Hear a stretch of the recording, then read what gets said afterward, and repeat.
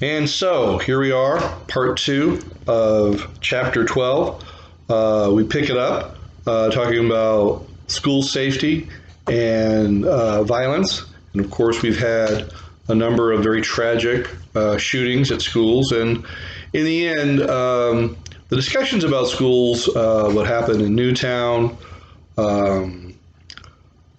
places like Columbine, is simply the fact that these are going to be what we call soft targets. There's really no way to put bars and guard posts and things around every school. It's just not going to be able to be handled. The current discussion of arming students and teachers, I think when you just let that idea sink into your head, the smartness of that will either grab you or it won't. Ongoing discussions of community college 2-year schools like ACC, 4-year schools, and the ever-increasing cost of these is astronomical. Literally has gone up almost 30 times what it cost 20 years ago to go to college. So that's disheartening.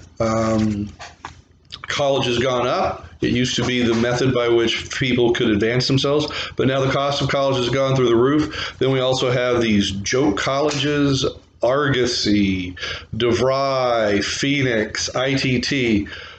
You know that they're jokes because it says at the very bottom, limited transferability of credits.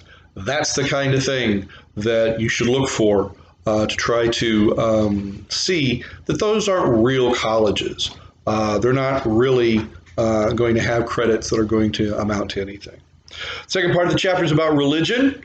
We begin with Durkheim. Very important 2 concepts there, sacred and profane, Durkheim gives us. Sacred, probably pretty self-explanatory, something that's special, important, imbued with some sort of extraordinary supernatural element. Profane, we tend to use that word to mean something dirty or bad. In this case, I want you to think of profane as just everyday. There are everyday things, and there are special things, there are sacred things, and there are profane things. Discussion of different categories of religion. There's animism, belief in that plants and animals and other elements in the natural world have special life forces. This would be the Force, if you're a Star Wars fan. Then there are the theisms, monotheism, belief in one God, polytheism, that there are multiple gods, the monotheistic religions, Christianity, Judaism, and Islam. Then there's the non-theistic religions, of which Buddhism is one, in which there isn't really a heaven to go to. Very interesting religious perspective. Page 366 talks about the top 6 sort of major world religious expressions: Christianity, Islam, Hinduism, Buddhism, Judaism, Confucianism.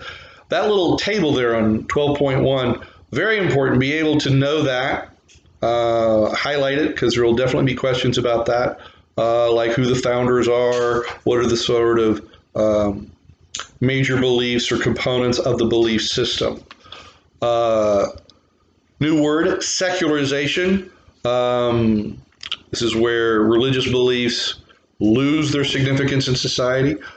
Be honest with you, sociology in the 1960s felt that secularization was going to take over, and we wouldn't really even have religion by the 80s, 90s, or 2000s. And of course, we found out that's totally wrong. Why? Why was that wrong? Well, actually, our functionalist colleagues help us with that. The first element of the importance of religion, meaning and purpose. This is the one social institution that actually provides meaning and purpose for your life. And even after the excesses of disco in the 80s and money and whatever, people actually came back to religion. Why? Because they wanted meaning and purpose in their lives. There's also social cohesion and social control, big aspect of the purpose of religion. They also introduced the concept of civil religion. This is where the beliefs and symbols of a society or a government become almost religious in nature. This is where, like the flag, people get very upset. You burn the flag because it's supposed to be sacred. Conflict perspective on religion, obviously, different. Marx coined the term opiate of the masses, that the religious perspective of the day, which was Catholicism and the Catholic Church, was just fooling people, and that religion was just a scam. Weber, on the other hand, says, interesting, that religion provided, in at least the United States, the reason why American capitalism looks so different than European capitalism. His belief condensed down, great book, by the way, Protestant Ethic and the Spirit of Capitalism. He says, if you look at it, you find that the kind of severe religious belief of the people that originally settled the United States, Rhodes and Penn and the Pilgrims, these weren't just your average Christians. They were very severe Christians, falling in line with what was called Calvinism at the time. And Calvinism said you could never know what God's plan was and whether you're going to be one of his elect to go to heaven.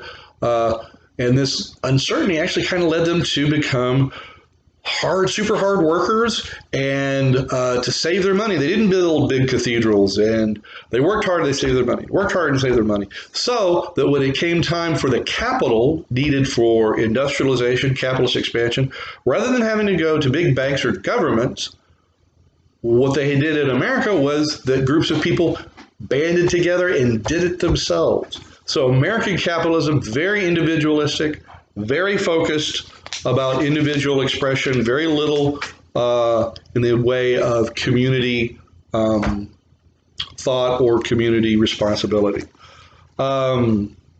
His and her religion, the symbolic interactions point out that most religions have a gendered view, often with men performing the important aspects of religion, having the power in religion, being priests and whatever.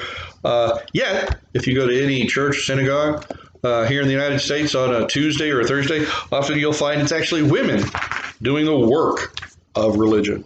They talk about denominations and church groups. Be careful of the term cult. They use the term new religious movement. The reason we want to be careful of cults is that every religion that's considered mainstream now was at one point considered a cult. Not to say that there aren't some odd belief systems out there in new religious movements, but our fear that we're all going to be drinking Kool-Aid in Guyana actually is fairly misplaced. Turns out when we actually examine new religious movements, what we consider cults, they don't seem to have any better of a rate of keeping members than your average church group does. There are the trends in religion.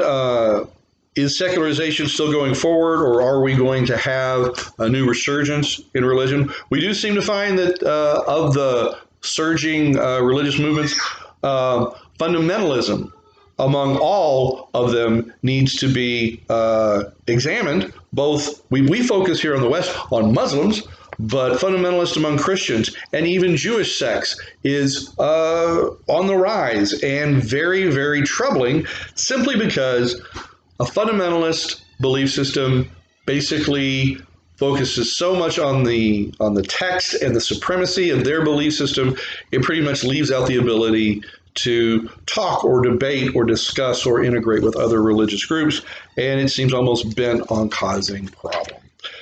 Anyway, so that's chapter 12. Hope you've enjoyed it. Hope you've enjoyed the course, and good luck on the final.